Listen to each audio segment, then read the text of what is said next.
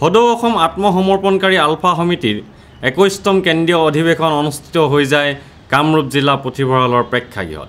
অধিৱেশনখনত 9টি গুৰুত্বপূৰ্ণ প্ৰস্তাৱ গ্ৰহণ কৰা হয়। অসমক জনজাতীয় স্বায়ত্তশাসিত ৰাজ্য হিচাপে স্বীকৃতি দিয়া, কেন্দ্ৰীয় চৰকাৰ আৰু আলফাৰ মাজত যুদ্ধবিৰতি চুক্তি স্বাক্ষৰিত কৰি আলোচনা কৰা, নাগৰিকপঞ্জী উন্নতকৰণৰ কাম খৰতকীয়া কৰা, অসমত ইনাৰ লাইন পাৰ্মিটৰ ব্যৱস্থা কৰা আদি প্ৰস্তাৱ লোৱা হয়। অভিৱৰ্তনখনৰ বিষয়ে সদৌ অসম আত্মসমৰ্পণকাৰী আলফা সমিতিৰ সভাপতি ৰাজকুমাৰ দুৱাৰাই কয় এনেদৰে।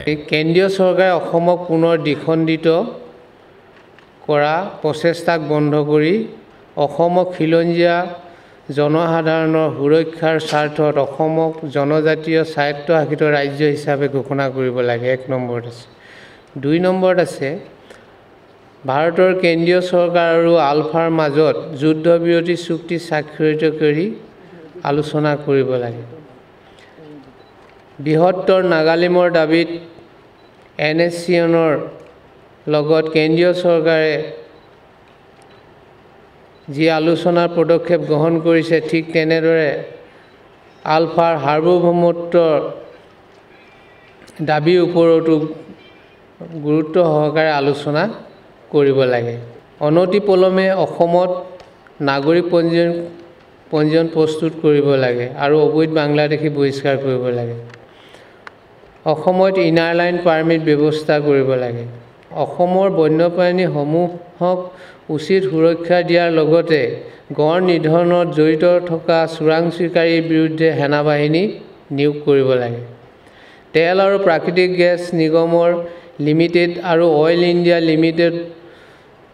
লিমিটেডে অসমৰ যিবোৰ অঞ্চলত খনন কাৰ্য চলাই আছে, সেই অঞ্চলবোৰত বাট পথ দলং খোৱা পানী ইত্যাদি মেৰামতি কৰাৰ লগতে জনস্বাৰ্থৰ কাম কৰিবলৈ দাবী জনোৱা হৈছে।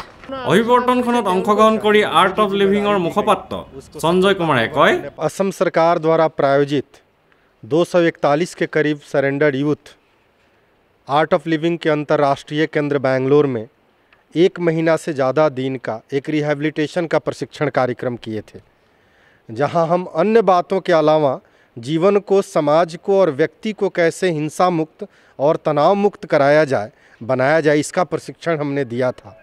और इसी संबंध के आधार पर राजकुमार जी ने मुझे आमंत्रित किया कि आकर आप हमारे युवाओं को ये बताएं कि भविष्य में किस तरह से असम को तनाव मुक्त रखा जाए, हिंसा मुक्त रखा जाए, और आपके द्वारा बताए गए रास्ते का और दिया गया शिक्षा का काफ़ी महत्वपूर्ण प्रभाव, उपयोगी प्रभाव हमारे क्षेत्र में हमारे युवाओं के ऊपर हुआ है, तो उसको आगे कैसे जारी रखा जाए, इसी उद्देश्य से मैं यहाँ आया हूँ।